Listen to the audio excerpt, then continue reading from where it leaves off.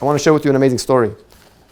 Rav Shach was once being escorted out of a hospital by the head of the cardiology department unit. And as he was walking with this cardiologist, he felt a need to do some kiruv, to bring this man closer to Hashem. He was Jewish, he was just not observant.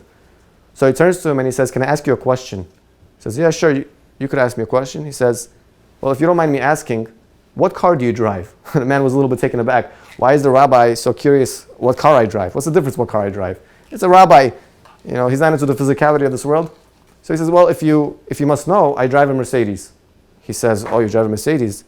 And what was the car that you drove before this?" He says, "Before the Mercedes, I was driving also a Mercedes. And the car before that," he says, "the car that I drove before that was also a Mercedes." He says, "Why do you keep buying the same car?" He says, "Rabbi, I know you don't know too much about automobiles, but Mercedes always comes out with new features. They always look for a way to improve the car.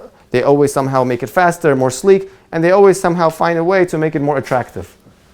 So I always make sure to be updated and upgraded to make sure I get the best car, the best model out there."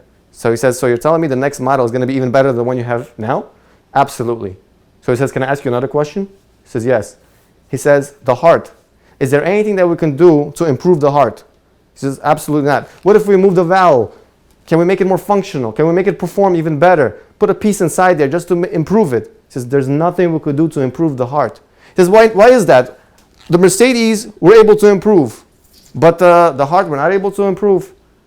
So he says, "Well, I have to admit it's because Mercedes was invented by people, and people are not perfect, and people are prone to error.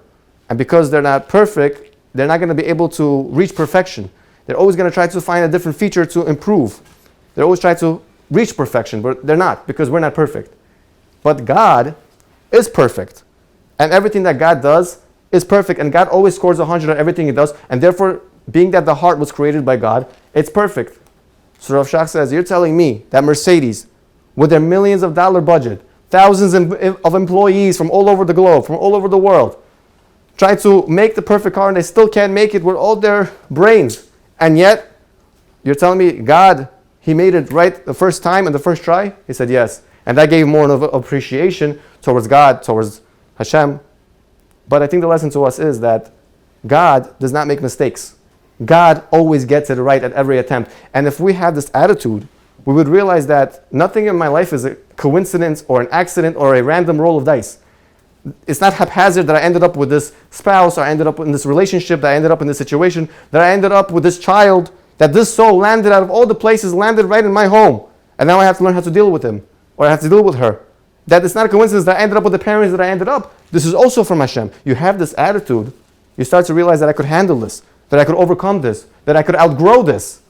And now it's my turn to take God's gift and to maintain it, to take God's right decision and to make the most out of it.